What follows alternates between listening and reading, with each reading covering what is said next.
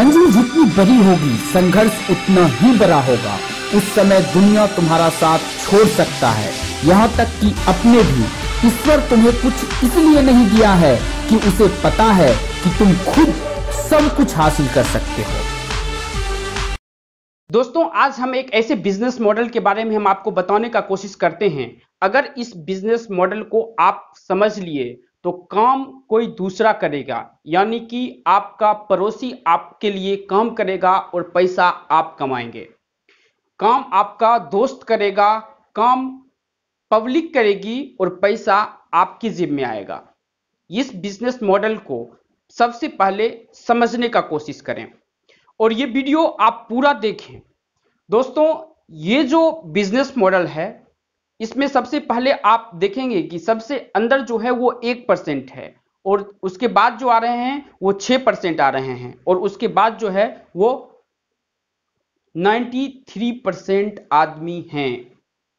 और इसी 93% आदमी से ये 6% आदमी अमीर होते हैं और वही 6% से वो 1% अमीर होते हैं। ये बिजनेस का मॉडल है।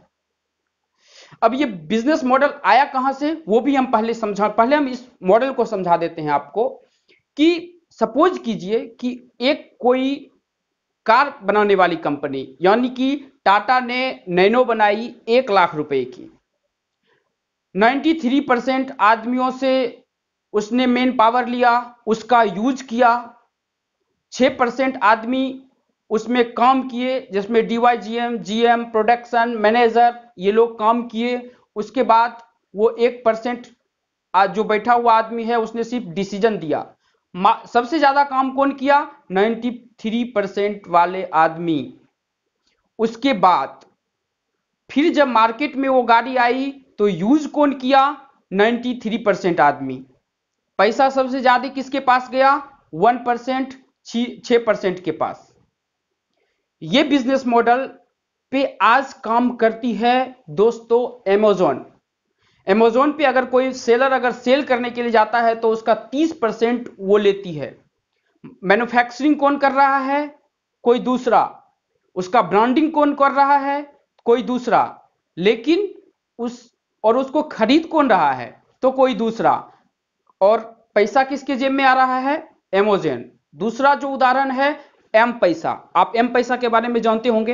एम पैसा जब आप एटीएम कार्ड यूज करते हैं, कोई भी कार्ड, रुपए कार्ड या जो भी वीजा कार्ड जो भी है, कोई भी कार्ड अगर आप यूज करते हैं, जब आप शॉप पर से कोई सामान लेते हैं तो शॉपकीपर आपसे पैसा लेता है उसके थ्रू।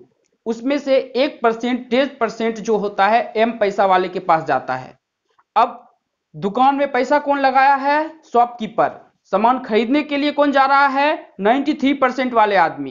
पैसा कमा कौन रहा है? एम पैसा।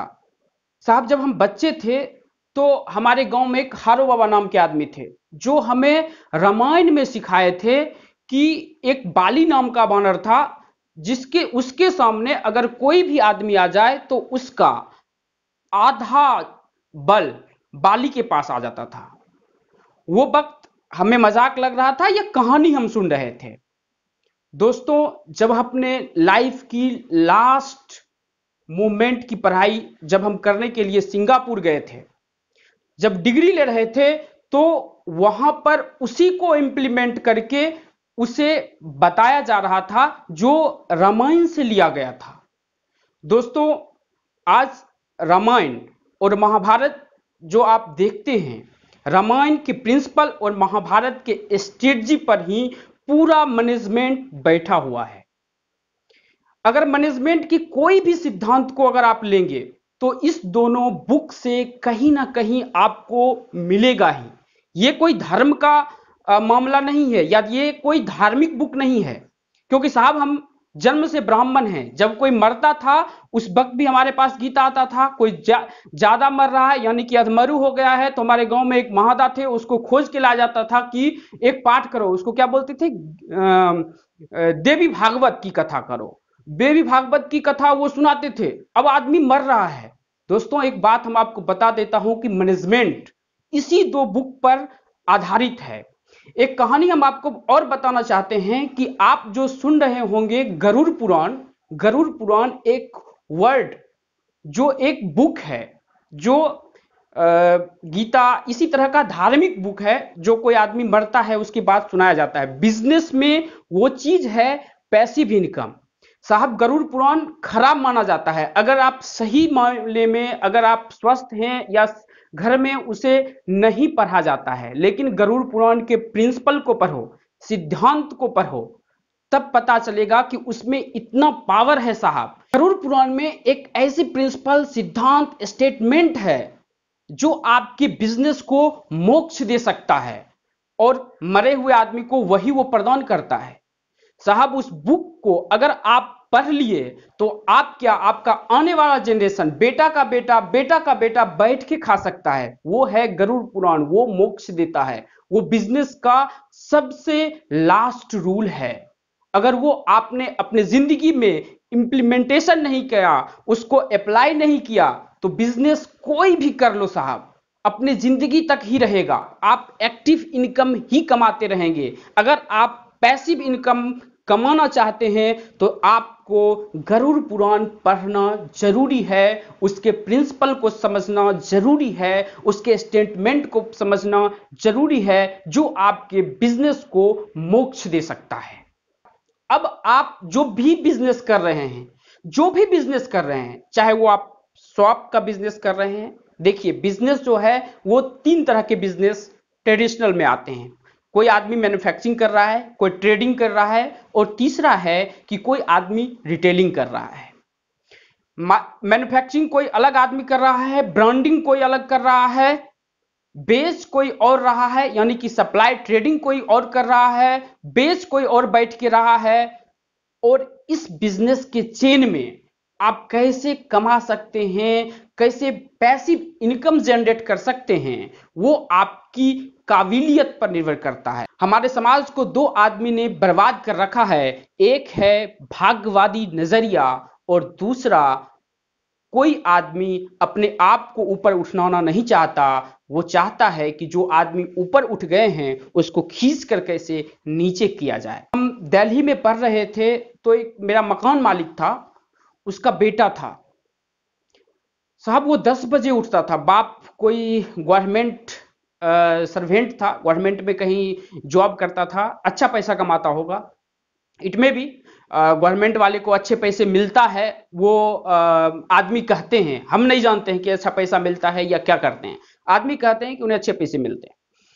दूसरी चीज है कि वो 10 बजे उठता था, 11 बजे ब्रश करता था और 4 बजे शाम को, मतलब खाना वाना खा के थोड़ा आराम किया, उसके बाद 4 बजे शाम को वो गाड़ी लेके निकलता था और रात को 10 बजे आता था। और उसकी उम्र थी 17 से 18 साल। दोस्तों आज उसका पिताजी 4.5 लाख रुपया एस्ट्रोलॉजर के पीछे खर्च कर चुके हैं।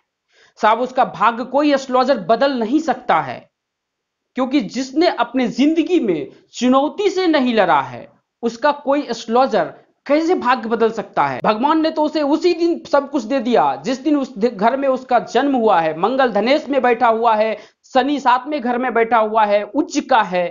साहब क्या प्रॉब्लम होगा उसको, घर में सब कुछ मिल रहा है लेकिन वो अपने लाइफ में कुछ नहीं करेगा क्योंकि उसने चुनौती से लड़ा ही नहीं। और जिसने अपनी चुनौती से लाइफ में नहीं लड़ा है उस एस्ट्रोलॉजर की किसी की औकात नहीं है कि उसके भविष्य को बदल सकता है। हाँ एस्ट्रोलॉजर पैसा कमा सकता है। हमारे पास में ऐसे एस्ट्रोलॉजर हैं, हमने ऐसे ऐसे एस्ट्रोलॉजर को देखा है जिसका मंथली इनकम नहीं, एक दिन का इनकम 15 लाख रुपया है, जो 5.5 लाख रुपया सिर्फ एक कनाडा कंट्री देती है जो एक रिकी है। ऐसे ऐसे एस्ट्रोलॉजर देखे हैं दोस्तों। वो अपना जेब गरम कर रहा है, वो पैसा कमा रहा है। कभी भी दोस्तों जब तक आप अपने कर्म को चेंज नहीं करेंगे तब तक कोई भी एस्ट्रोलॉजर आपके भाग्य को नहीं बदल सकता है। दोस्तों हम मिलते हैं आपको एक नए वीडियो में। अगर आप ये वीडियो फेसबुक पेज पर देख रहे हैं तो इस वीडियो को लाइक कर लें। अगर आप इसे यूट्यूब चैनल पर देख रहे हैं तो इसे सब्सक्राइब कर लें और बेल आइकन को दबा लें, जिससे नए वीडियो का नोटिफिकेशन आपको मिलते रहेगा। धन्यवाद।